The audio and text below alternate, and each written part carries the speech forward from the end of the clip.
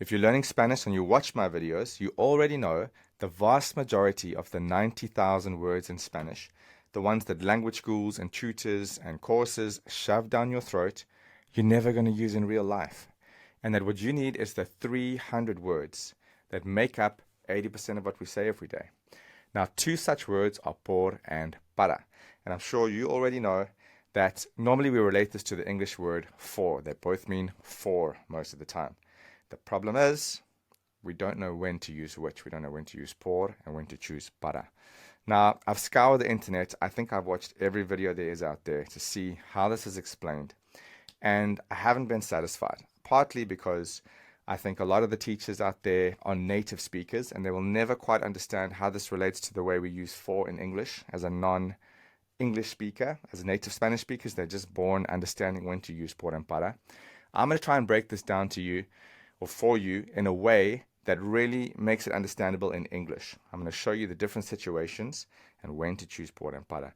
Partly also because a lot of the videos are quite short and they just try and give you a quick bunch of rules, but then you never get to practice and practice and practice and start to kind of make sense for yourself. That's why this video is 90 minutes long. Okay, I'm going to show you the situations you need it, make you understand the concept, and then we're going to do lots of practice sentences for each of those situations so you yourself can start to slot por and para into all the right scenarios. Now, if 300 words is what you need for regular daily conversation, por and para, these bad boys, are in the top 30. They're probably in about 40% of sentences that you say all the time. So the way I see it, instead of watching little clips here and there and kind of trying to understand the concept of when to use which one, you might as well just spend one day, watch a long video, and then do some practice exercises and solve the problem forever, that you'll never ever worry again or wonder whether you should use por or whether you should use para. If you don't know who I am, my name's Rob Fenter. I learned 6 languages, took me over 20 years. I majored in linguistics at university, and I was frustrated with all the language material and courses and tutors out there. I wanted to learn languages in 5 weeks, not 5 years. And to do that, I needed to remove all the confusing grammar and all the extra words that we don't need in real life and strip it down to the most important thing, the layers method. One layer of the onion at a time, building in order of importance. When I moved to Spain, I used that to help a lot of my friends around me that had moved here too and couldn't speak Spanish after 5, 10, 20 years. And I took them from beginner to a 10-minute conversation in a matter of weeks. Since then, it's turned into a worldwide program and community of Spanish learners. There's a link to the free version and the full version below. Let's go. Okay, the first thing you need to know. A great way to think about it, por is where something is coming from, and para is where something is going to. So things go towards para. All right, things are going towards para, but they're coming from por. Now, this isn't always the case, but it's a great way to think about it, especially for the most common cases. Second thing I want you to know is that para is way more common, right? You're going to say para a lot of the time. And then thirdly, very important, it doesn't matter which one you use, guys. Like as a beginner, nobody cares, okay? Don't try to be perfect. Use the wrong one if you just want to communicate. No one's going to be misunderstanding you. They're going to understand from the context what you're trying to say. All right, so I'm going to show you that there are 6 different topics we speak about. Now, a lot of people, they think that, if we're speaking about this topic, then it's por. And if we're speaking about this topic, then it's para. And then they'll ask, like, which topic is por and which is para? It's not like that, actually. Let me show you what I mean. So here, it turns out that of the 6 topics, the 6 things that people talk about, reasons or places or things like that, that use por or para, actually, these 4, the first 4 you can see, you can actually choose between por or para. In other words, when you're giving a reason for something, then it could be either one, right? When you're talking about this, it could be either one, right? And when you're talking about a place, it could be either one. So it's not like this topic is por and this topic is para. No, they actually are mixed together. And that's why I said to you early on that when you come to one of these scenarios, like this one, for example, you got to ask yourself, is it coming from or is it going to? It comes from por and it goes to para, right? And that's actually why I've drawn these arrows here, just to show you that, not in all cases, because I've also got these little circles, which I'll get to, This is coming from por, going that way towards para. And this is pointing, these arrows are always pointing towards para, right? And it's going to make perfect sense in a minute because I'm going to give you your first sentence, right? Talking about the reason for something. This is how it would look. So I'll give you a sentence for that. And just by the way, these 6 topics, I'm actually showing you in order of frequency, how often we speak about these things in real life. So this is actually the most common one, right? When you're talking about the reason for something. So I'll give you 2 sentences and suddenly you're going to be like, now I see what he's talking about. All right. Trabajo por necesidad. Necesidad. And that means I work, look, because of or out of necessity. All right. Reason. What's the reason you work? Out of necessity, because of necessity. I work because I need to. We can say a very similar sentence here using para.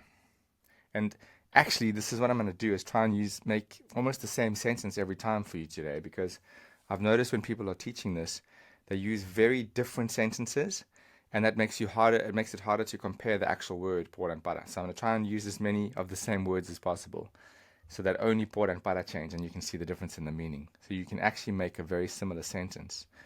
Trabajo para ganar dinero. Okay, so that means ganar means to earn, and dinero means money. So that means I work, look, in order to earn money. Trabajo in order to. Para, in order to. And I actually think this is one of the most common uses of para, in order to. A lot of times in English, we don't say in order to, we just say to. I work to earn money, right? You don't say I work in order to earn money, but that's what's implied. So if you could put in those words in order to in English, that's para. That's para, in order to. So I think that makes sense. I'm going to move on to the next one. Okay, next one, and I think this is probably the second most common use of por and para. So it's when something is coming from somewhere, like a source, and going to a destination or to a recipient, right? So let's say the sentence, La mesa es hecha por mi padre. The table is made by my dad. The table is made by my dad. La mesa is the table, por is by. You can see how it's similar to through or via. It's made through my dad, via my dad. He's the origin, he's the source of the thing. Table is made by my dad, and now we're going to use similar words and say, La mesa, the table, es para mi casa. Es para mi casa. The table is for my house. So, coming from por, the source of the table, we say por. Source is my dad. And going to the house, now we use para. Coming from, going to. Now we could have also said, the table is for me, la mesa es para mí. I would still be the recipient. This is why I've said recipient / destination. The house would be like the destination, and the person makes it a recipient. Often think of it, especially in these top 2 circumstances, as coming from this, going to that. Por, para.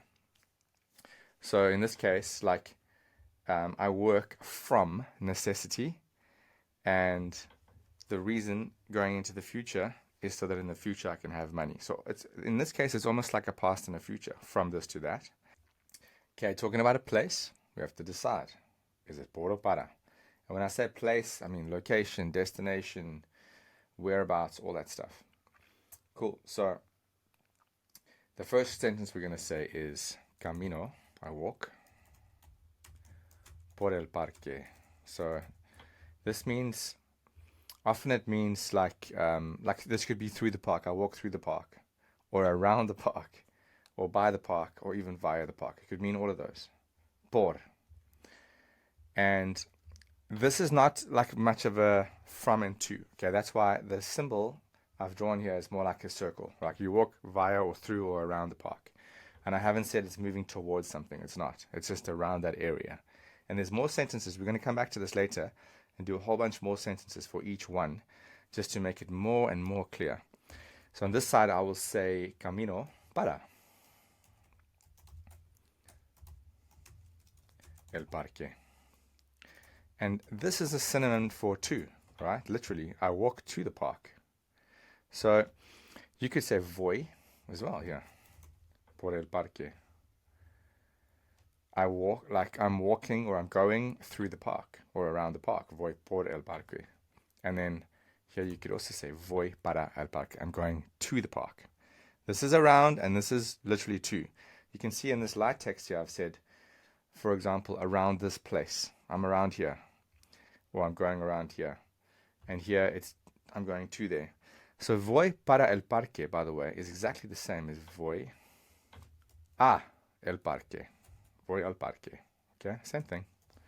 You can substitute para for a, to. In every case, things are moving towards para. So far, we've done the first three. Okay, let's move on to the next one. Okay, so when talking about time, por is how long something lasts for. For 3 weeks, for a day, for now. And para is the deadline, right? So I've written here in gray, during this time. Let's do it for 3 hours, during 3 hours. And let's do it by that time, by Monday. That's the difference. So I'm going to do sentences. I'm going to try and use as similar words as possible. Estudio por 3 horas. I study for 3 hours. And then I'm going to say I study for Monday's test, or for the test, or for Monday. I study for Monday. Estudio para el lunes. Because there's a test on Monday. So very similar words. But one is saying how long you're doing. It's a duration during this time. And one is the deadline. It needs to be done by Monday. So we'll do more sentences soon with that, where it's like it's a little more indicative of when something needs to be done by.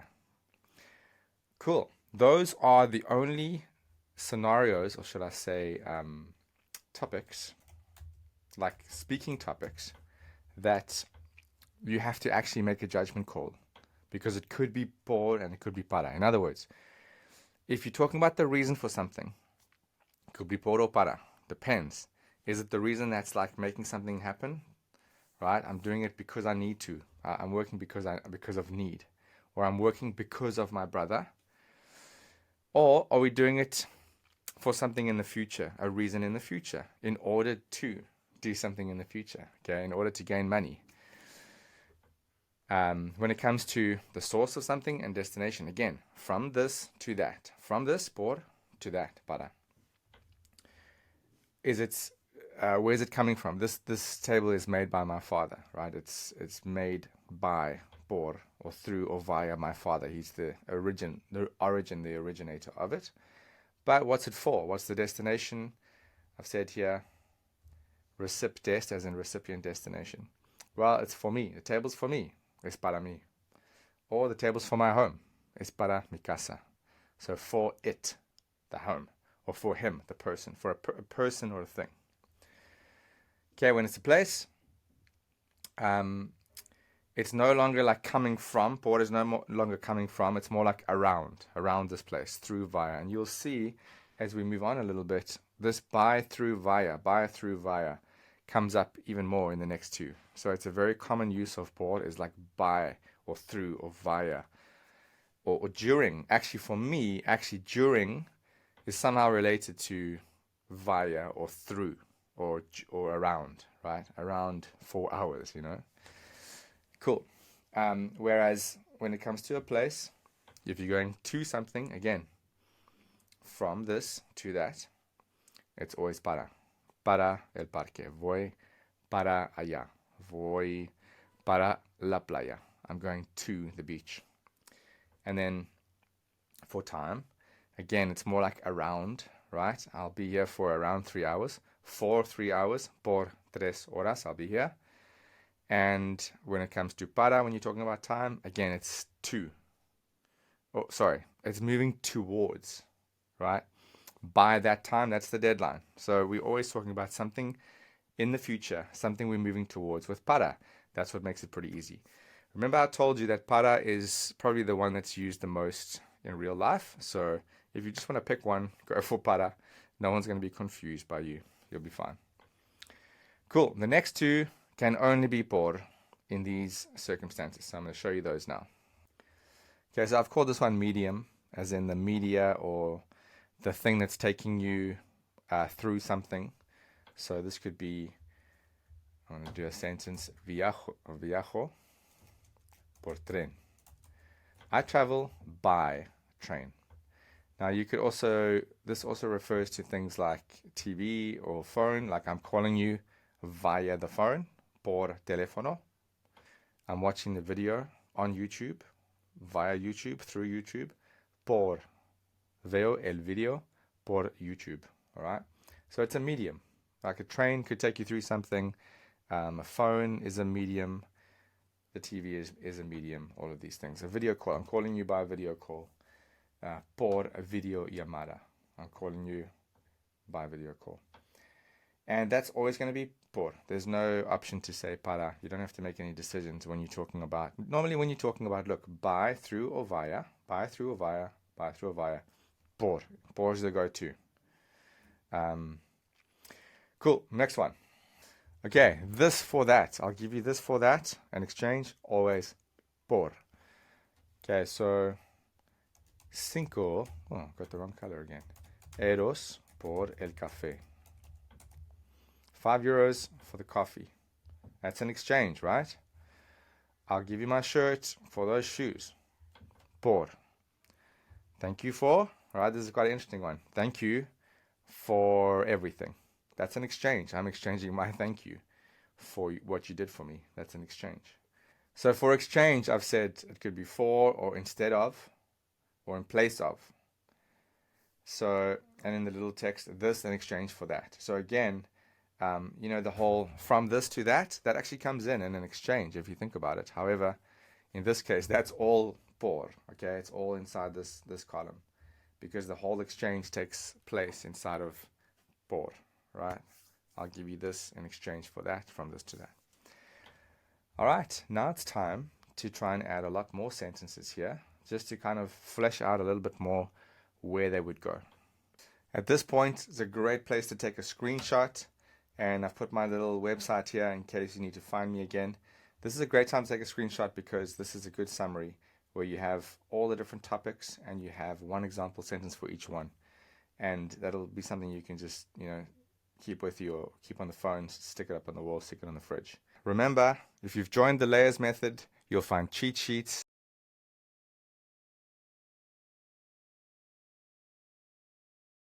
and flashcards of this exact lesson, por versus para.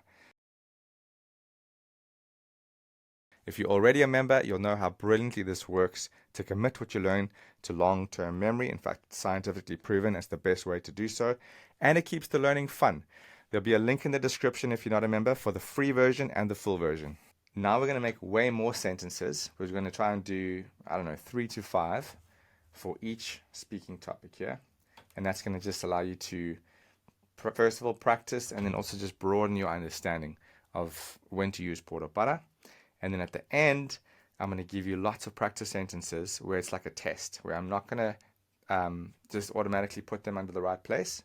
I'm going to say which word do we use here and where does it go. That's going to come at the end. But first of all, I'm just going to give you more example sentences. Let's go. Just before I add more sentences under the first topic, a lot of people have told me that they've been taught all these other fancy words about the reason for something.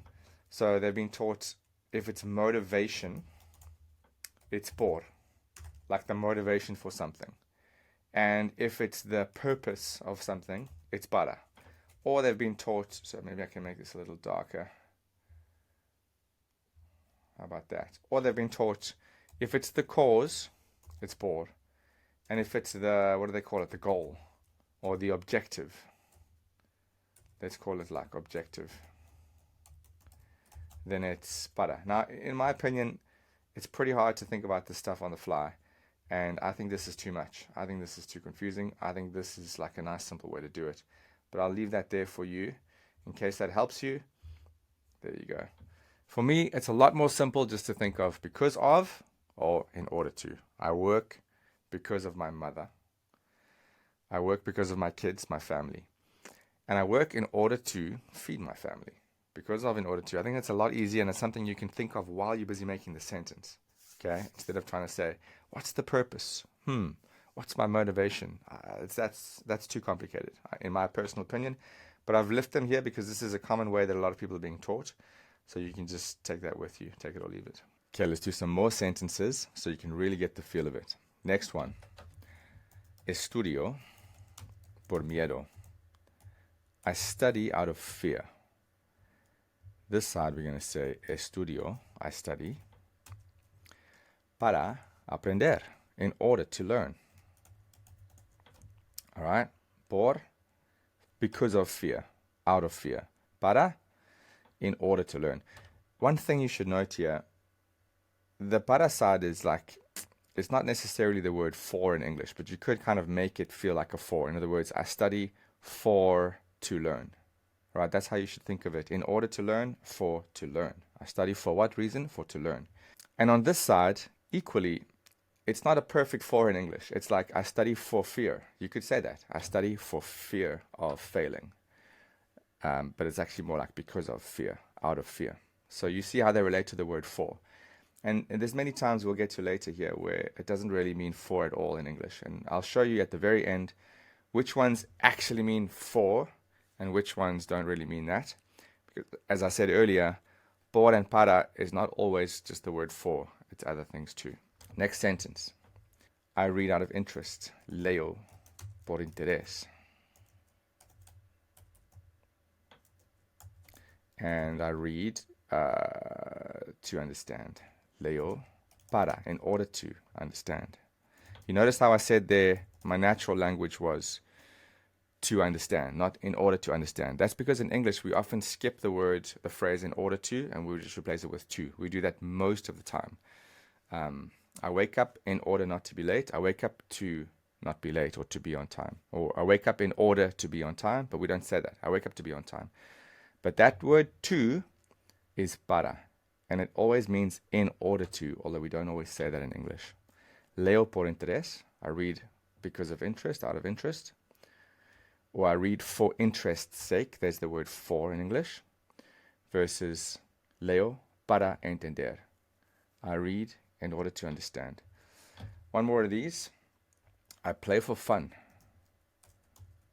Juego por diversión. Now the word fun here. Now in this sentence it is very much a for in English. I play because of fun. I play out of fun. I play for fun is how we would say it in English. And on this side, let's say I play to win. Juego, again, para ganar. I play to win. I play in order to win. Or I play for to win. Or I play for the sake of winning. That's how I'm relating it to the word for. So in this case, I can make it super similar to I play for fun by saying juego para tener, to have fun, diversión. Maybe not the most natural sentence in the world, but this is I play because of fun, I play for fun, and this is I play in order to have fun. Very similar sentences, different fors. Now, so far, all of the sentences on this side I've made in order to, but there's also this idea of for. In other words, I work in order to earn money, but I can also say I work for you, right? It's the reason. It's still a reason that I work for you. So on this side, I could say, we could actually copy these same sentences and change the ending so that it's not really an in order to anymore, but it's a for. So instead of trabajo para ganar dinero, I work in order to earn money, I could say, I work for, let's think of a person, I work for her, right? That's literally, she's my boss, as opposed to, she's not the because of, not that I work because of her. That would be trabajo por. In fact, let's change it here. Trabajo por ella. That would mean I work because of her. So she inspires me. And this would mean para ella. This would mean she's my boss. I work for her. We could do the same thing with a company, right? It. I've said here for it or him, as in for a thing or for a person. We could also say trabajo para, let's do it over here, la empresa. That's the it. I work for it. I work for the company. And in the same way, I could say trabajo por la empresa. This isn't really, that's probably not a very common use. I work because of the company, right? There might be some strange circumstance in which you might say that, but I'm actually just going to remove it from this side because it doesn't seem like a very common use. But you can say I work for the company, trabajo para la empresa, or I work for her, she's my boss, trabajo para ella. All right, so this is very much not in order to. It's not I work in order to her or in order to the company. It doesn't make sense. In fact, this is actually where reason and number two, source, recipient, blend into each other a little bit. In other words, like she's the recipient of my work. So you might even say that on this side, this could even go down to this section here, right? I work for her, my work is for her, she's the recipient. Okay, so they are blending in a little bit in terms of reason and then the source recipient pair. All right, next one would be leo para entender. You could say I read for him. I read for my friend, para mi amigo. And then juego para ti. I play for you. All right, I'm playing for you. I'm playing because you're watching me and I want you to watch me play, so I'm playing for you. Okay, that's the reason that I'm playing. For you. This is for you. So again, it's kind of like you're the recipient in these cases. You're the recipient. So it's very much could be considered part of the next one. Now in these two cases as well, I could say leo por mi amigo. I read because of my friend. And juego por ti. Por ti. I play because of you. So you could do that as well. All right, but this one, as I said, it's not as, it doesn't really make that much sense. There might be some situations in real life where it might make sense. I work because of the company, maybe because the company is going bankrupt. So then you would say, trabajo por la empresa. And then you'd have to clarify because the company's going bankrupt. So that's my motivation. Let's say por. Cool. So very much the most common use would be in order to. Okay. And when it comes to the for, that's also very much they're the recipient. They're the recipient of what I'm doing. Let's move on to sentences for the next one. Okay, let's talk about the source-recipient pair. Let's do another 4 sentences on these. The first one is probably the best way to describe it. Is the author of a book. It would be written by, escrito por. So you could say, el libro es por Gabriel Garcia. So the book is by, literally by, through, via. So in English we would always say written by, but in some languages they say written through or written via this person. So it's all kind of the similar idea. And this, we could say the book is for you. El libro es para ti. Para ti, you know this one when you're at a restaurant and someone says, this is for you, this is for you, this is for me, es para mí, es para ti. This plate is for you or for me. So this is all about you're the recipient, right? Recipient of the plate. Okay, and earlier I mentioned that the reason I also put destination is because sometimes the recipient is not a person, but it's a place, like the house. This house, the table is for the house. That's the destination. It's still a recipient though. Here's a great, another real life example. The package is from Amazon, right? By, through, via Amazon. Where did you get it? I got it through Amazon. El paquete es por Amazon. So you can say de in this case, as in from. You could say es de Amazon. But you can also say por Amazon. Where did you get it? Through Amazon. We would say in English, I got it from Amazon or I got it through Amazon, right? Makes sense? That's what I've got here. By, through, via. And in this case, the package is for you. El paquete es, let's say for me, es para mí. Okay, let's do two more. The song is by Shakira. La canción. Okay, I'm missing some accents here and there, guys. My keyboard takes a while to add the accent, so don't give me any shit if I miss an accent. It's not the most important thing in Spanish. It really is almost irrelevant in Spanish except for about 2 or 3 words. Don't worry about accents. I always preach this. This is a waste of your energy. When you're trying to learn a language like Spanish, rather focus on things that actually matter, like being able to use the common words. So, la canción es por Shakira. The song is by, through, via Shakira. She wrote the song, just like he wrote the book. And we'll say, la canción es para mi hermana. The song is for my sister. All right, para, for it or for him. Okay, here comes a very interesting point now. The song is by Shakira. The song is for my sister. Now, I want to show you another example of a thing, right? The song is for a thing. And so we'll make that thing the party. So, la canción es para la fiesta. So, not only here do we have examples of people and things, so it's for it or for him, but it's another crossover because para la fiesta could also mean that's the reason for the song, right? We spoke about reason earlier. I could say that that's kind of reason, not so much the recipient of the song, all right? So there is a crossover between these two topics. And I also just want to mention quickly, it's not that you have to, when you're middle of a sentence, say, am I talking about a reason? Am I talking about a source recipient? You don't actually have to do that in real life, you'll find. The only reason I've put these topics here is because when you happen to be talking about these topics, those are the times when you're going to have to decide. You're going to have to make a decision in the middle of a sentence. And you're going to have to say, is it for something, moving towards something? Or is it caused by something? Is it a reason that's causing something, right? Is it something that's pulling me? Or is it something that's pushing me? From this to that is what I always say. All right, I think that explains it very much in terms of this source-destination pair. I think we're ready to move on to places. Okay, I think you're going to find this place thing pretty fun, actually. And I'll do quite a few sentences. I'll do a few more, I think. In fact, let's make some more space.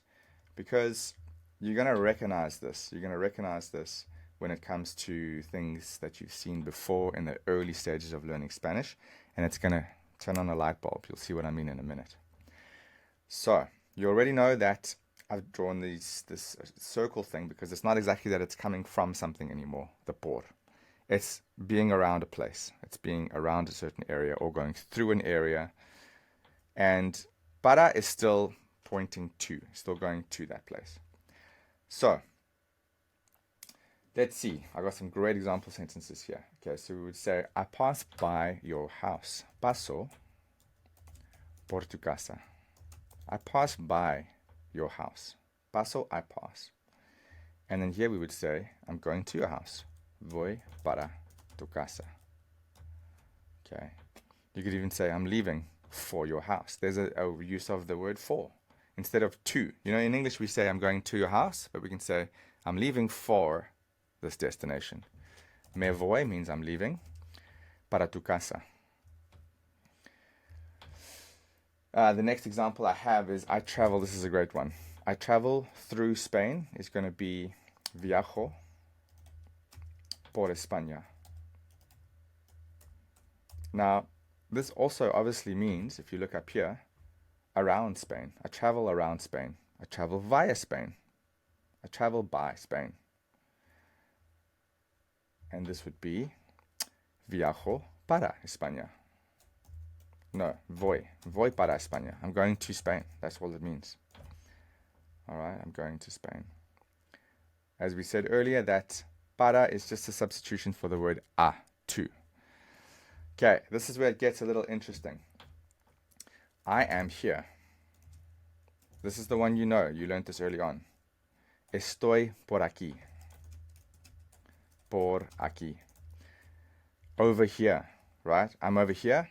I'm around here. I'm around this area. Okay, I'm by here. So let's say someone's looking for you and you're on the other side, maybe standing outside the restaurant waiting for them. You would say, Estoy por aquí. I'm around here, I'm by here, I'm over here in English. Great example of how these words are never an exact match to English, right? It's never an exact direct translation. Because some people ask me, well, over here, so por means over. No, it doesn't mean over. It means, it's just the fact that in English we choose to use the word over for over here. But what are you actually over in English? So English isn't perfect, right? If you're standing outside the restaurant and you say, I'm over here, are you on top of the restaurant? Because that's what over means, right? So in English, we use sometimes pretty random words that don't mean what they should. And it's the same for Spanish. So don't be surprised. Don't expect Spanish to be perfect and regimented because no language is. You have to be a little... I try my best to give you the exact English translation because nobody else does. They always just say, just open your mind and, don't be so regimented. Just open your mind and just accept whatever it is. I know that 90% of people have a problem with that, and I'm one of them. I want to know, how does this relate to English? So that's what I'm trying to show you here. And sometimes I have to show you by saying it doesn't. It doesn't relate to English, so be a little flexible, and this is one of those cases. Estoy por aquí, and now on this side we could say voy para. You can't say I'm going over here because you're already there, so we're going to say over there instead of over here. Voy para allí. So I'm over here, and then I'm going over there. Voy para allí, or voy allí, you could just say, to there. Now I'm going to take this para allí, and I'm going to say you are over there already. Estás por allí. Okay, so I'm going over there, voy para allí, but if you're already there, you're hanging around, or by that place, now para changes to por. Estás, this definitely needs an accent here, otherwise it means something else. Estás por allí. You are over there. And I'm going to say, in this case, I could say the same thing. I'm going to go and meet you there. Voy para allí. So the one is around and the one is to. Hopefully that lightens up things a little. Okay, now this is often also used with the word, when we use the word estoy, there's often like an ando or a yendo. So if you want to say, I am walking, at the top we said, estoy caminando. You can say, at the top we said, camino, I walk. Now we're going to say, I am walking. So I'm walking through the park, estoy caminando. Let's say I'm walking through the shop. You're in the shop and you're not going to the shop. Estoy caminando por la tienda. You're walking around the shop. I'm walking via or around or through the shop. I'm strolling around the shop. And here you could say estoy caminando para la tienda. Okay, I'm walking through the shop, I'm walking to the shop. Great. Let's move on to the next one. So remember what I said, this little circle thing again means that in this case, por is not talking about coming from something. It's around this many hours. It's during or lasting for. So I study for 3 hours. We're going to say, I'm here for 3 days. Estoy aquí por 3 días. There's definitely some accents missing in here, okay, but don't stress about that. That's not the point of this lesson. And the bus is for tomorrow. You'll notice I can't match these sentences exactly left and right. I've tried. They kind of have different meanings. We're talking about the topic of time, but if you're talking about the deadline, when something is for, it's para. And when you're talking about how long something lasts, it's por. And I've actually struggled to match these sentences. So I'm here for 3 days. Estoy aquí during, lasting for 3 days. I'm here for 3 days. And the bus is for tomorrow. El autobús es para mañana. Okay. Yes, we are supposed to have a little enya there. I don't want to waste too much time on that.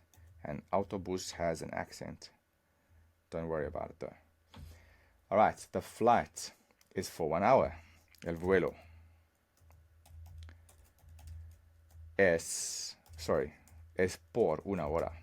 So, por is lasting for, it's during. Not exactly during, but it lasts for. That's how long it lasts. Es por una hora.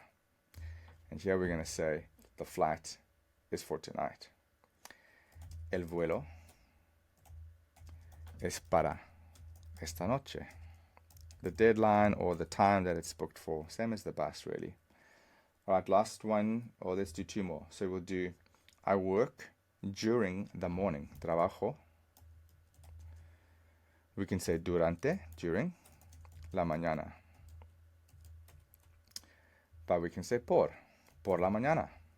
I work for the morning, during the morning. And you'll see this comes up a lot.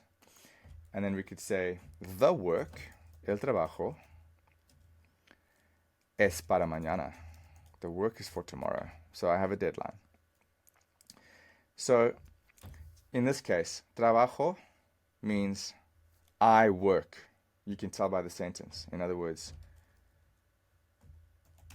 yo trabajo. I work during the morning. I work mornings. And el trabajo does not mean the same thing as this trabajo. El trabajo means the work. The work is for tomorrow. I work during the morning. The work is for tomorrow. I know it looks the exact same, but sometimes words have the same spelling but very different meanings in Spanish, and you can tell by the context. If you're not sure what I mean and why this is the same word, you got to go and watch that video on the 8 magic words in Spanish that get you really far, and it'll explain you exactly why we say yo trabajo and why that seems to be the same word as this, but it's not. I work during the morning. The work is for tomorrow. Let's move on. The next sentence, I rest for a while. Descanso por un rato. Un rato, very, very useful phrase. It means a while. Un rato, a while. And here we could say something that's kind of unrelated. La mesa es para las 7. So often when you're speaking about time of day, para las 7, for 7 o'clock. Las 7, the 7 means 7 o'clock. All right, let's talk about medium. But before we do, I just want to remind you, those are all the scenarios when you're in the middle of a sentence where you have to choose between por and para. And it's actually a lot easier than that. Why? Because most of the time, you're not even thinking about the word for in these sentences. In other words, I work for necessity. You wouldn't say for in English. You would say I work out of necessity or from necessity. But then some other words you would definitely say for, like this book is for you. So when you actually need to say the word for, many of these scenarios are actually just cancelled out, and I'll show you at the end. I'll put a big stamp over each of these so you can see which ones you have to say the word for in English and which ones just unrelated at all. So it's less than half. Less than half of the time, these words are translated as for. And why that's good is because it means that when you're in the middle of a sentence and the word for comes up and you go, which for should I use? It's not this many scenarios, all right? It's much less, and I'll show you at the end. All right, so here's one of those scenarios where you would never say the word for in English.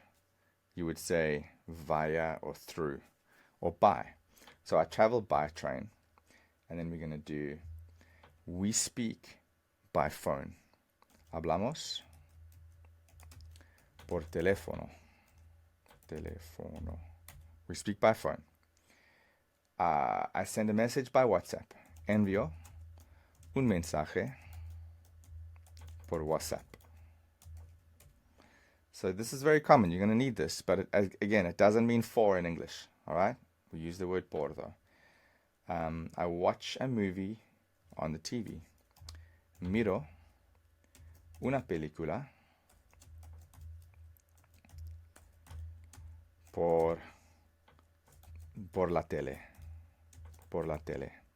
The whole word is televisión, but they just say la tele. Por la tele. All right?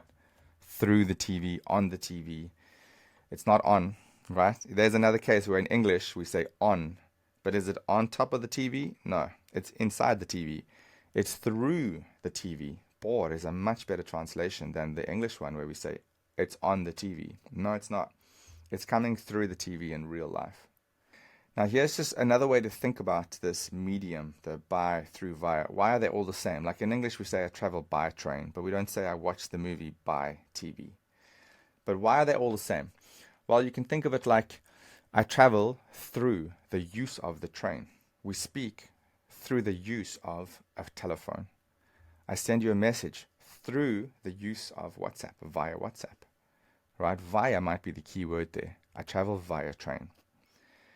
In fact, you could even say I travel via Dubai, por Dubai. Viajo por Dubai. That means I'm going through Dubai. Through, via, I'm going by Dubai. A lot of international flights do, which is why I use that example. So we'll come back to that. But you see these are all related, although you don't think so initially in English. They're all very, very related to each other. Let's move on to the exchange. So the first exchange is an obvious one. We're going to say, I change my car for a bike. Cambio mi coche o mi carro por tu bicicleta. So I exchange my car for your bike. All right, that's the obvious one. I exchange €5 for this coffee. So I can buy this por €5. I can buy this for €5 or $5. Right, then something slightly less obvious. And this is kind of interesting. Trabajo por dinero. I work for money. I work in exchange for money. This little light text here I think is pretty useful. And this is all about this in exchange for that. And it's definitely the word for, okay? €5 for the coffee. I change my bike for. So you see in English, there's actually two very different meanings, or several very different meanings of the word for, and we use it a lot. It's not that simple, right? We use for a lot of different meanings, and in Spanish they separate the meanings with two different words. So here's something that's pretty interesting. Trabajo por dinero. Up here we said, I work for necessity. So in some way, like you could interpret this as two different things. You could interpret trabajo por dinero as I work because of money. But it also means I work in exchange for money. I swap my work in exchange for money. They're actually two different meanings if you think about it. And I guess the guy that's listening might interpret that in two different ways.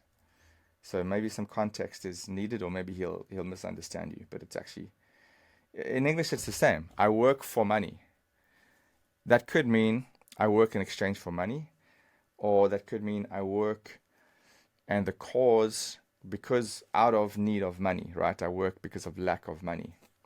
So very similar concepts. It doesn't mean that much, but my point here is that there's an overlap here between the reason for doing something and when you're making an exchange. In some sentences, of course, when it comes to €5 for coffee, there's no overlap at all. It's a pure exchange. But you could be misunderstood on the others. Now let's make that even more clear. Trabajo por ella. Now this actually means something very different to trabajo por ella. The reason I work is because of her. She motivates me, and I love her, and I do everything for, not for her as in, not that I'm giving it to her, because that's on this side. Para ella. I'm giving her my work. No. This is like, she is my motivation for working. Por ella. And here we have a third very different meaning. Trabajo por ella. It means that she's supposed to work today, and I took her place. We swapped shifts. Trabajo por ella. Okay, I think that's a pretty interesting one. All right.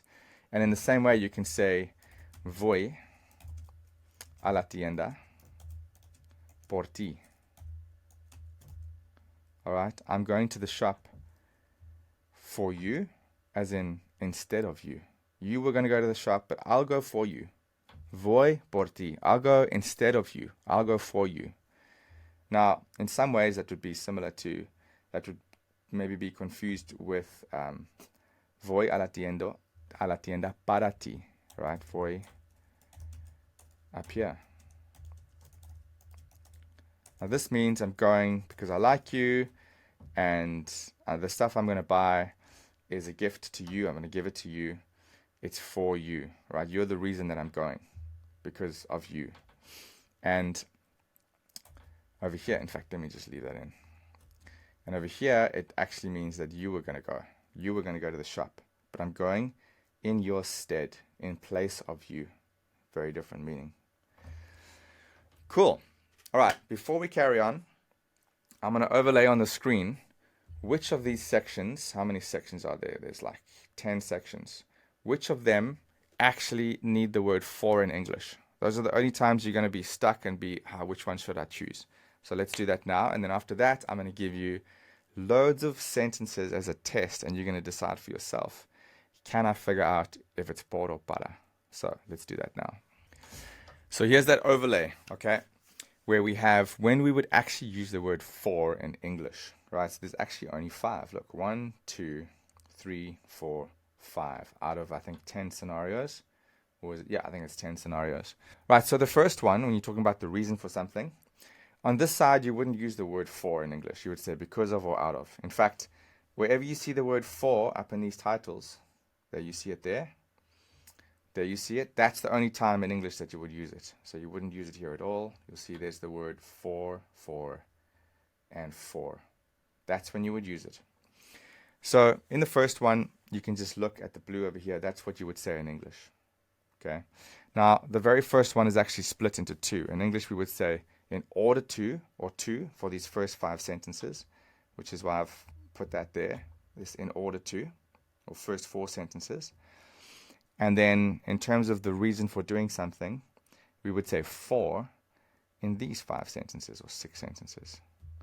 So the first are in order to, and the second ones are for. I work for her. As in this one would be I work to earn money. I work in order to earn money. I work in order to learn. But this would be I work for her. I'm reading for my friend. This would be for. I'm playing for you. Juego para ti. So that would be a for. All right, when it comes to that source and recipient pair, we would never say the word for. The book is written for me. That doesn't make any sense in English. In fact, it means the exact opposite. So actually, that's a really good one. El libro es por, a little mistake there, es por Gabriel Garcia. So that means the book is, let's say, escrito. Escrito, as in written, by. This would be the book is written by Gabriel. Now let's say that I change that here. This actually, if I just change the word para, it means the book is written for Gabriel. Right? So this means the book is written by, through, via Gabriel. And this means the book is written for Gabriel. Again, the only time in English we would use the word for when we're talking about this source-recipient pair, and when we're talking about reason, is on the para side. And I mentioned earlier how these two are very kind of linked in some ways, especially on the para side. For example, I work for her, trabajo para ella, and she could also be seen as the recipient or not the destination, but definitely the recipient of my work. Okay. So when something is for someone, moving towards someone, then it's always para. When it comes to a place, in English, we don't use the word for, right? We don't say, oh, we do sometimes. I'm leaving for home. That would be on this side. Me voy para, in this case, I'm saying I'm leaving for your house. But if I said me voy para casa, it means I'm leaving for home.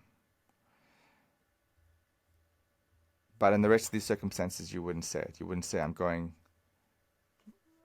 you would say I'm leaving for Spain, but not I'm going for Spain, okay?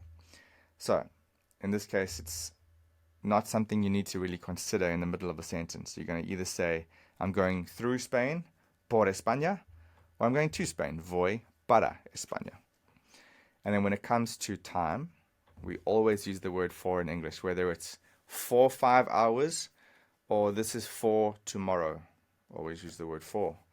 And then the last one is an exchange. I'll give you this for €5. Yes, we would say that. But we wouldn't say I'm traveling for train or I speak for telephone. We wouldn't say that. Okay, so there's 5 scenarios. And just for the sake of you being able to take a screenshot, I'll quickly show you what this looks like in a more compact form with just one sentence for each. So give me 1 second. Okay, there you have it. So if you want to take a screenshot, here you can see when you would use the word for in English. In other words, those are the only times you actually have to worry about when to use por and para. Now, let's say you screenshot this and you go over this and you memorize this. In the middle of a sentence, the best way to decide which word to use is looking at this blue text here. Okay, so if you're in the middle of a sentence and you want to say, well, I'm giving the reason because of this, it's por. Okay, as I said earlier, they teach you about the motivation and the purpose and the objective. In the middle of a sentence, imagine you trying to think, what's the motivation? Is it a motivation or an objective? It's way too hard to think like that. But in a sentence, if you're trying to say, I'm working because of this reason, so reason, because of, then it's por. Trabajo por la razón, for this reason, for the reason of. And if you want to say, I'm working in order to, you remember, in order to is para. And in English, we don't always say in order to, we just say, I'm working to earn money. But you actually mean, if you could say in order to, then it's para, because you actually mean in order to. But in English, we just reduce that sentence. And if you want to say, I'm working for him, well, it's moving towards him, so it's going to be para. In the middle of a sentence, this really works. It works for me, it works for a lot of people. On the fly, you can use this. Use the blue and the red text in the middle of a sentence. If you want to say, I'm hanging around the school, it sounds a bit weird, but if you got kids, that doesn't sound weird. I'm waiting outside the school. Estoy por la escuela. Okay, espero por la escuela. I'm waiting around in the vicinity of. So these blue and red texts, if you get used to these, you are going to be just fine in the middle of a sentence. If you want to say, I'm here for 3 days, in the middle of a sentence, you can be, okay, it's lasting for that amount of time. I'm going away for 3 weeks. You can quickly use this blue text to go, okay, during, lasting for 3 days, it's por, right?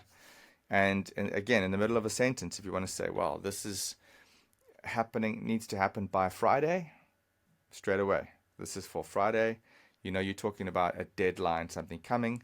So this red text is going to help you on the fly in the middle of a sentence. And I'm going to show you now. Let's see how well you've assimilated this, because now I'm going to give you a bunch of random sentences, and then you're going to try and figure out where do they fit in. Let's go. Once again, there's cheat sheets and flashcards of this exact lesson, por versus para, in the layers method. There'll be a link in the description to the free version, which will just show you how the method works. And then the full version is $29 a month, and that includes this lesson of por and para with loads and loads of flashcards and cheat sheets to practice. Are you ready for your test? Okay, what I'm going to do is I'm going to write out English sentences, and you're going to decide, is it por or para? And for the first, let's say 5 or 10, I'm going to give you only English sentences that actually have the word for. In other words, one of these big fors that we have here is going to be used. And you have to decide, is it por or para? First sentence. I buy a gift for my friend. Now, while I'm typing, think about it. What's it going to be, por or para? And also, a really good tip, say it out loud in Spanish, because your tongue needs to get used to these new patterns, these new movements. It's almost like an exercise. That's why we get tongue-tied, because we don't practice saying these things out in front of the mirror, for example. So you should have said, I buy, compro, a gift, un regalo, por o para. So this is going to be one of these two. It's either the reason that I buy the gift for him, or it's the recipient, my friend. Okay, so it's either there or there, which is obviously para. Para mi amigo. Okay, so I can put this, let's say, there or there. Okay, next one. The course is for beginners. Who's it for? It's for beginners. It's pretty obviously, again, one of these two. I'm either doing it for them, for the beginners, or the course is made for the beginners, or they're the recipient of the course for the beginners. So it's para. El curso es para principiantes. So it goes there or there, para. Next one. The reward is for your efforts. Think about it while I write this. It's for your efforts. All right. The reward is la recompensa es. All right. This is an exchange for something. You're getting a reward in exchange for your effort. So down here, por. Es por tu esfuerzo. Esfuerzo. Your effort. So that's going to go right there. Okay, next one. Might be slightly trickier. I have money for a car, for a new car, let's say. And we'll use the Spain word car, coche. Latin America, carro. Tengo dinero. Think about it. Is it por or para? Right. We could say, okay, I'm going to leave a little space there, and I'm going to say un coche nuevo. In Latin America, you say un carro nuevo. Nuevo. Okay, so think about this. You are going to exchange the money, yes, for the car.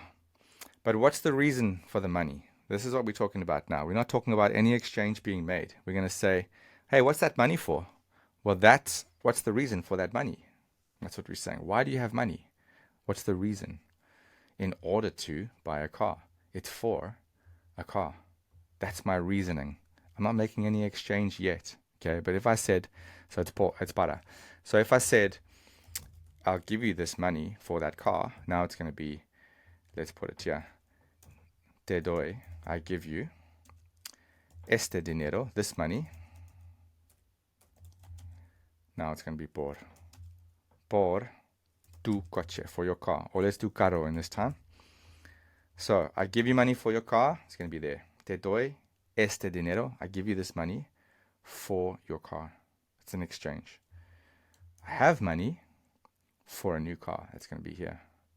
Let's put it. That's definitely not source, recipient, pair. That's the reason. 100% in this box. It's not in this box. I have money for a new car. Cool. Next one. Okay, I love this one because I discovered it while I was doing research to teach this, and I thought, that is pretty interesting. Now, a lot of people, when they teach this, they'll say, apart from all of this that you've learned, these different categories or different, motivation, cause, all the confusing stuff they teach you and all the grammar, they then say, well, actually, there's a bunch of random sentences where it doesn't fit into anything. One of which is, thank you for your help. Thank you for everything. That's a nice short one. Thank you for everything. And what they teach you is, well, it's always por. If you say thank you, it's por. Just randomly because. But actually, no. Think about it. Por is an exchange, right? So I'm giving you my thanks in exchange for everything that you've done. Gracias or gracias por todo.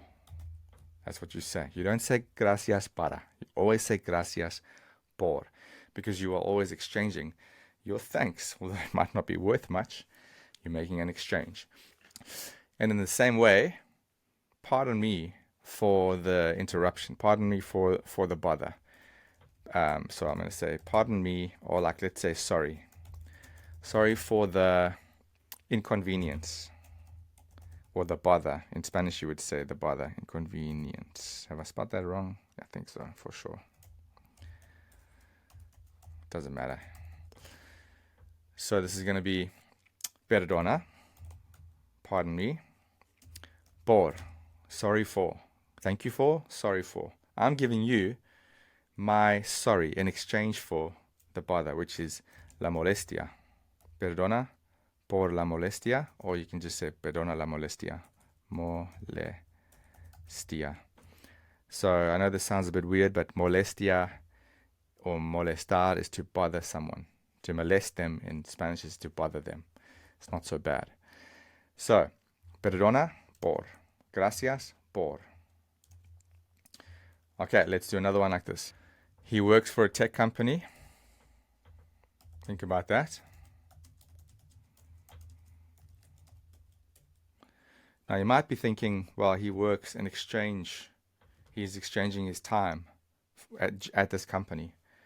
But there is no exchange being made in this sentence. It's not like he works in exchange for a tech company. That would mean that he receives the entire company. That doesn't make sense. So instead, it's going to be para, right? It's up here. Like the reason that he works. It's up here. Trabaja para una empresa de tecnología.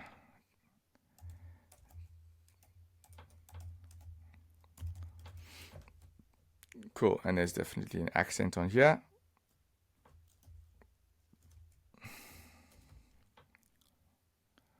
That's going to go up here. I've just realized this for needs to be over here, guys. We don't use the word for when it comes to using the train or via or through. This one needs to be up here, but I think I've done that correctly before. Let me just check. Yeah. But don't worry, it was correct earlier on the other screen, so don't worry about that. Right, so since we started this sentence, if you took a screenshot, then this one would have been incorrect. That's cool. Okay, let's move on to the next one. Let's try and do one with time. Okay, let's try and do one over here. So you're going to have to decide between this time or that time, por or para. Okay, let's say I have to finish by tomorrow or for tomorrow. I have to finish, since we said we were always going to use the word for in English. For tomorrow or by tomorrow. What's that going to be? Tengo que, I have to. Terminar, to finish. Para, mañana. Remember, there's a little ñ there. Tengo que terminar para mañana. Right here. By, in time for, or for tomorrow. Make sense? Okay, how about we say, I'm here for the afternoon. I'm here for the afternoon. What's that going to be? Por or para? Well, it's the duration right here. During this time or lasting for the afternoon, estoy aquí. Por la tarde is the afternoon. Cool. Okay, I want to do a few more like this because I want to point out that when we're talking about times of day, this por is actually very common. So if I wanted to say tomorrow morning, I would say mañana, which means tomorrow. But it also means morning. Not just in Spanish, but in a lot of language. The word for tomorrow, in the morning, they use the same word for morning and tomorrow. So if you wanted to say tomorrow morning, it's literally morning in the morning. So mañana por la mañana. Or should I say during the morning? Mañana. Oh, I've spelled that wrong. Mañana por la mañana literally means tomorrow morning. Mañana. See how long it takes me to do these things. So I should put that there and say tomorrow morning is mañana por la mañana. So this obviously goes here. Right there. Tomorrow afternoon. You don't just say mañana tarde. You say mañana por la tarde. Which is actually, think of it as tomorrow during the afternoon. That's how you say, I'll see you tomorrow afternoon. And then let's say tomorrow evening or tomorrow night, because there isn't really an evening in Spanish. Mañana por la noche. La noche, la mañana, la tarde. So this is where we use por. So it's like saying tomorrow during the night. Okay, that's how you say, I'll see you tomorrow night. Te veo mañana por la noche. You don't just say, I'll see you mañana noche. It doesn't work like that. Okay, let's do two more. I need a pen for writing. I need a pen for writing. Think about it. This is going to be in order to write. Up here.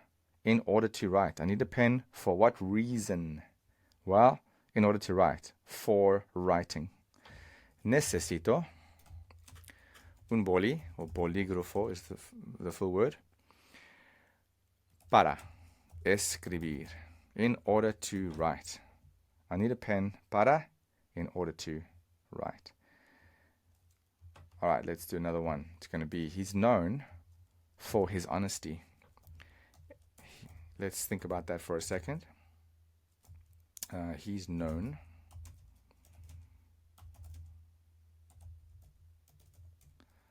Okay, so he is es conocido. He is known. Okay, think about this.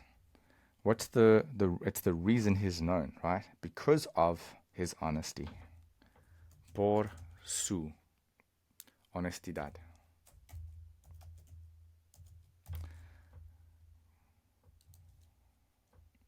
That's the reason. He's known because of his honesty. He's known for his honesty. Now, earlier I did say that we don't really use the word for over here, but this has actually proven me wrong. Sometimes you do.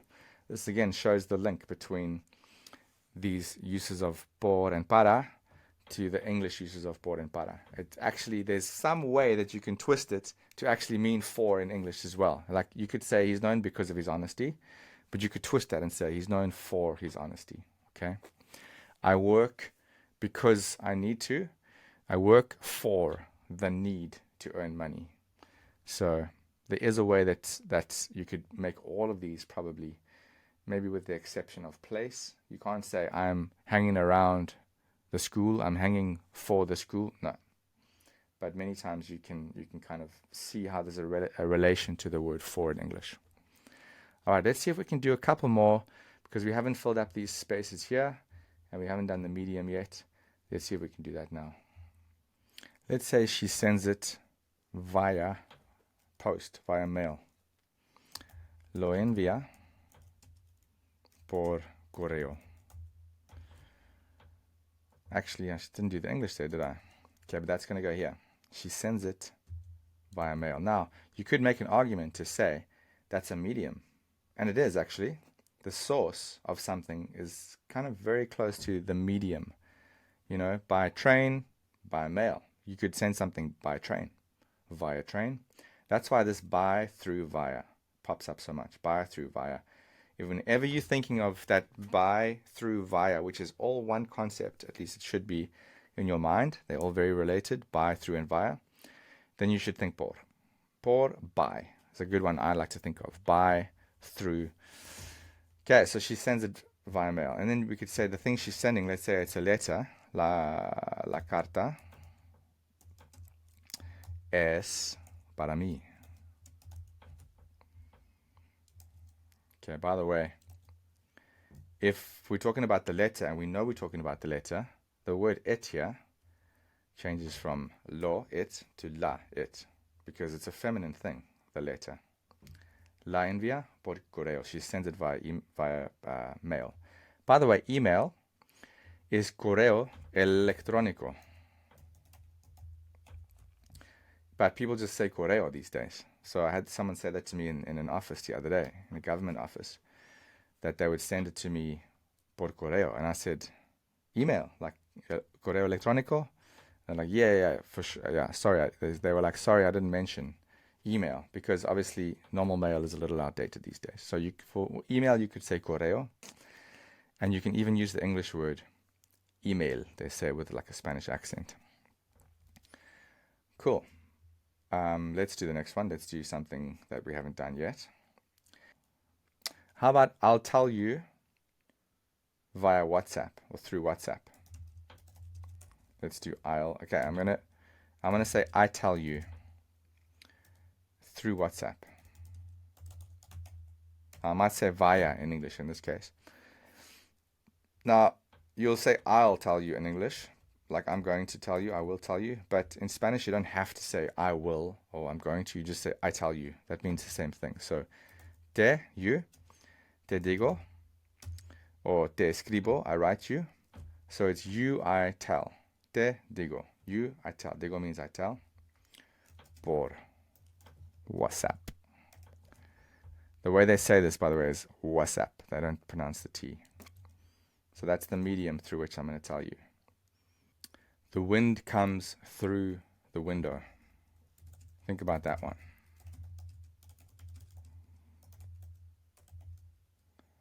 Okay, so clearly we're not using the word for in English. This is the time where you wouldn't use for in English at all.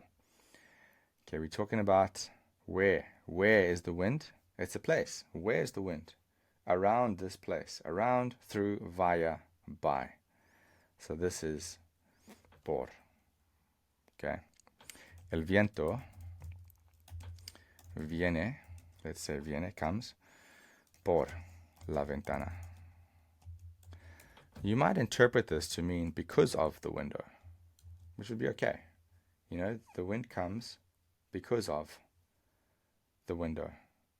But I think the person will understand the context in this case. The wind comes because of the window, the wind comes through the window. It actually means two things.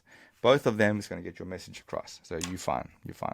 Okay, on this note, another very common phrase you might hear is it's like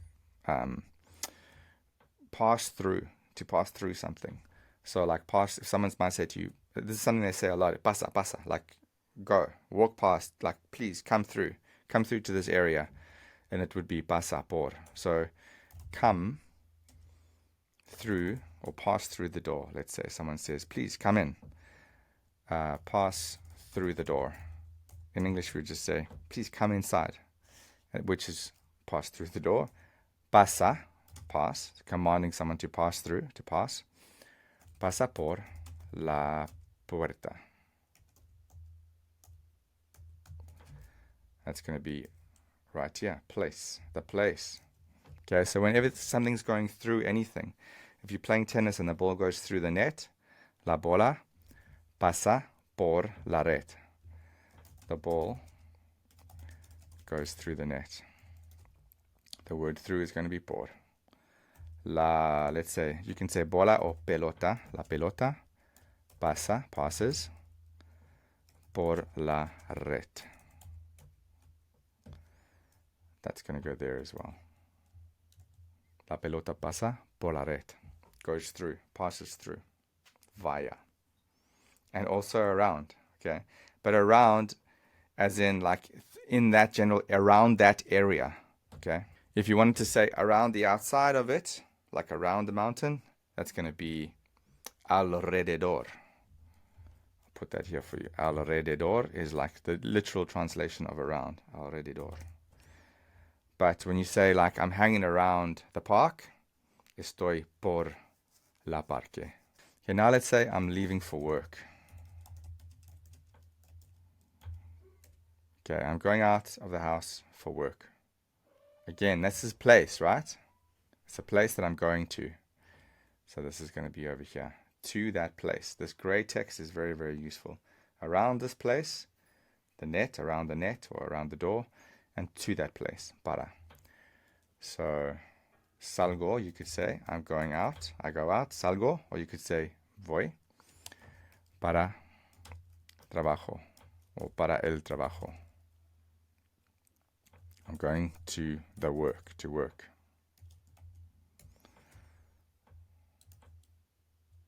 Right, we've got them all filled up.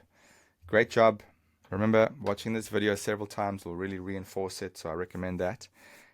And of course, the flashcards are going to really reinforce this. Okay, not only will you have to put them in the right place and choose whether it's por or para, but you also get to just listen to it in Spanish with the flashcards and make sure that you understand the meaning of those things. So it's going to help a lot to reinforce them with the flashcards.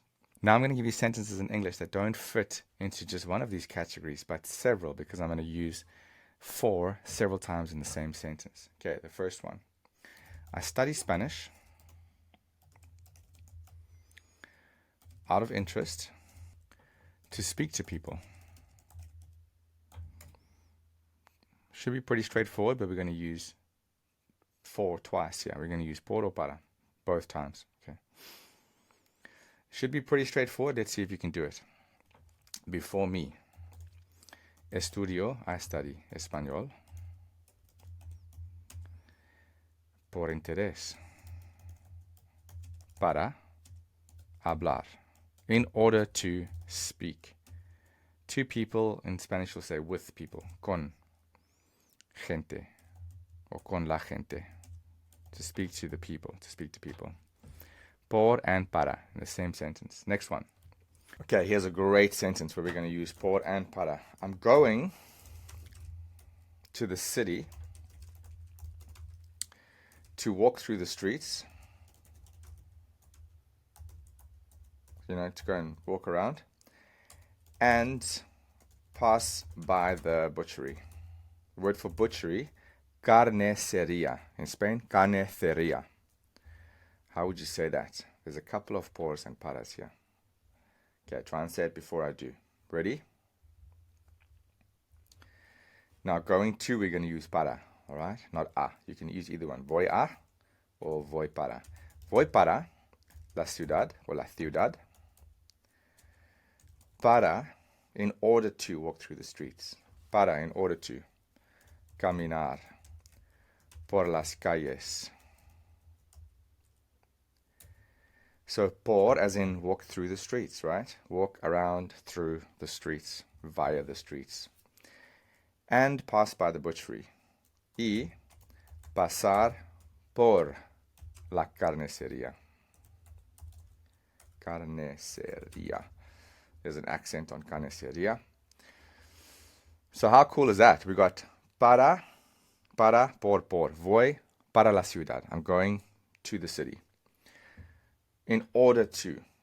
Remember, I always think of in order to when I'm mid-sentence and I need to use para. I think it means in order to, para. In order to walk through the streets. Por las calles. Through the streets. And pass by the butchery. Look, by. Often, by is por. Voy para la ciudad para caminar por las calles y pasar por la carnicería. Pass by the butchery. Okay, now it's time to look at all the expressions. These are fixed expressions for por and para. And so they don't always translate beautifully to English, and there's quite a lot of them. It's a very common word. This is why we're doing it fairly early on in the layers method. Once you've learned to have that 10-minute conversation, listen, you don't have to master por and para early on. You can have a 10, 20, 30-minute conversation and never master this. You can be speaking Spanish for years and never master por and para and still make these mistakes. It doesn't really matter. People will always understand you. But because it's such a highly used word, or both of them are, it's really worth putting in a little bit of time to just understand it. There's only 6 scenarios where you might use one of them. It's really worth just getting it done. The point of this video, I know it's a long video, but the whole idea is why not just dedicate one day and get it done. Problem solved forever. After this video, you should never ever get it wrong again, especially if you then follow this up with all the flashcards. There's going to be loads of flashcards to test you to make sure that you always know which one to use. Now let's look at those fixed expressions. So this is every fixed expression I can think of. Maybe I've missed 1 or 2, but not many at all. So this is going to get you by, and let's see if we can actually make sense of them. That's our challenge. Por favor, you know this. By way of favor. Because of doing me a favor, please. Por supuesto. Supuesto means supposed. It means of course. So, because it's supposed to be that way, right? Por supuesto, of course. Por eso. This is something that I would say everyone that I've worked with, loads and loads of people, don't use, and you can use this a lot. Por eso, therefore. I moved to Mexico, therefore I'm learning Spanish. Por eso aprendo español. That's why. For that. That's what it literally means. For that reason, I'm learning Spanish. Por fin, finally, at last.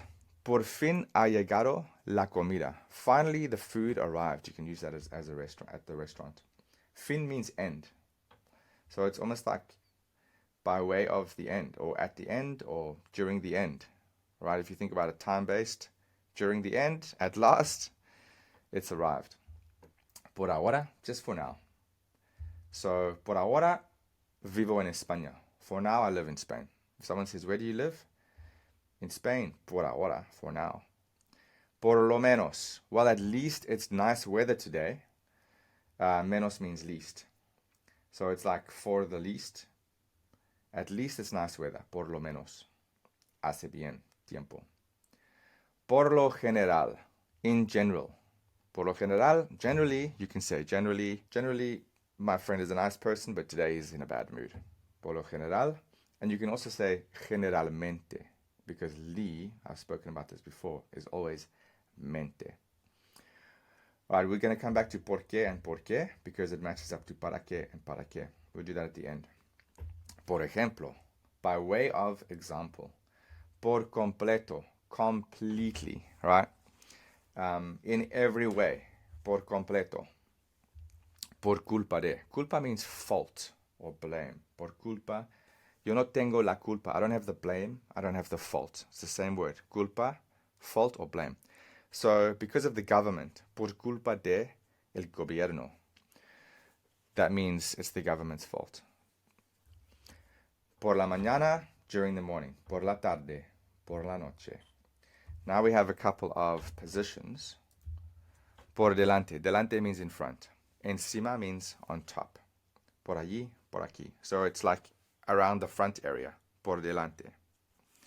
Around the top of the fridge. Por encima de la nevera. The fridge. And then we have por cierto. Now this one doesn't actually make sense.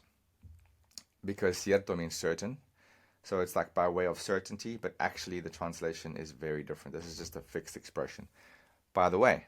So, by the way, where are your children? Por cierto or por cierto. ¿Dónde están tus niños? And then por mucho means by a long way. So by much. If someone says, did you win? ¿Has ganado? Sí, por mucho. Yeah, I won by a lot. Or you can say, no, sí, I won, but not by much. Sí, pero no por mucho, but not by a lot.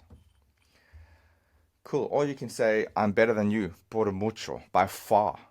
By far, I'm much better than you. Let's move on to the paras. Para siempre, forever. Para nada.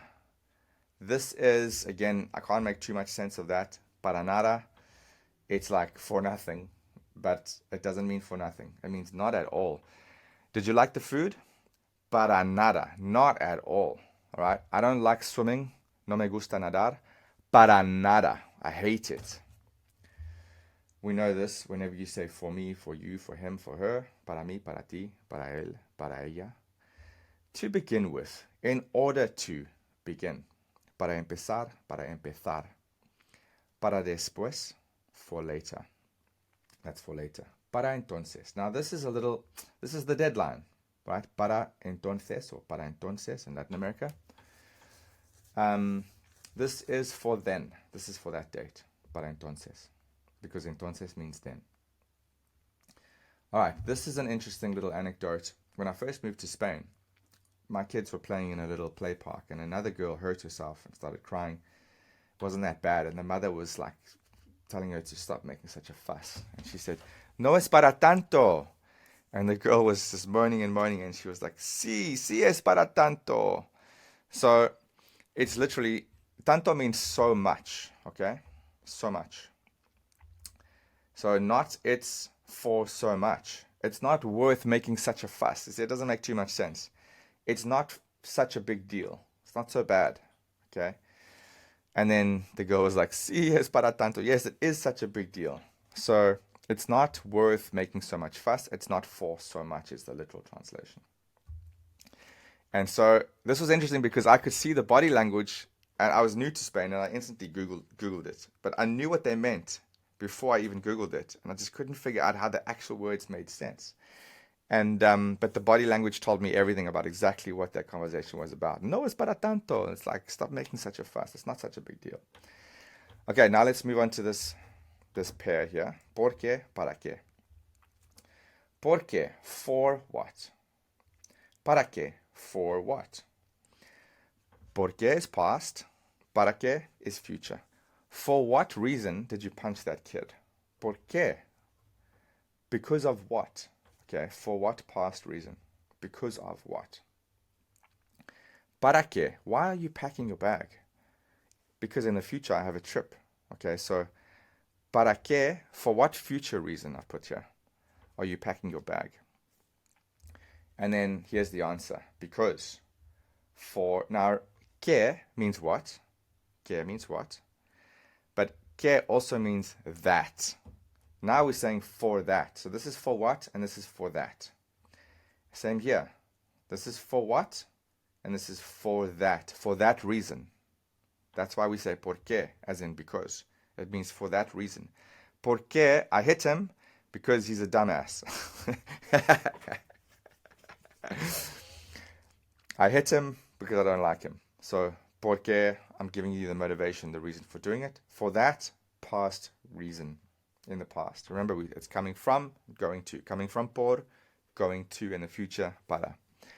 And then this is exactly the opposite. This is more about the future. I'm packing my bag so that, I've put, so that, for that future reason, so that so that I don't miss my flight tomorrow. All right? Para qué? Why are you packing your bag? Well, so that I'm not late for my flight tomorrow. Para qué? And when you say para qué, it actually makes you switch to the subjunctive in Spanish, which is why I'm not going into that right now. It's a very complicated structure we get to much later. But if you ever say para qué, then it's going to make the rest of the sentence confusing. So when you hear it, you know what it means, but I would try to avoid that just for the sake of ease. Okay, that's everything you need to know about por and para. Make sure that you practice this. There's going to be loads of flashcards and cheat sheets and the layers method. So practice it. Use that as your test to make sure that you never get por and para wrong again. In my opinion, after doing this video, this long video, and doing all the flashcards, you will never ever be confused or wonder when you should use por and para again. If you are interested in doing the layers method, there's 2 links below. The first one, the free version, will give you full access to layer 1 so you can see how it works, play with the flashcards, do the cheat sheet, see how effective they are to learn Spanish. And the other link is for the full version, where you have all the layers, every lesson I ever teach, all the material, and the community aspect too, where you can speak to all the other learners around the world. By the way, por and para is layer 12 of the layers method. This comes after you've learned to have your 10-minute conversation. This is now filling in the gaps in layer 12 to kind of smooth out your Spanish and improve it. So 2 links below. I hope to see you there.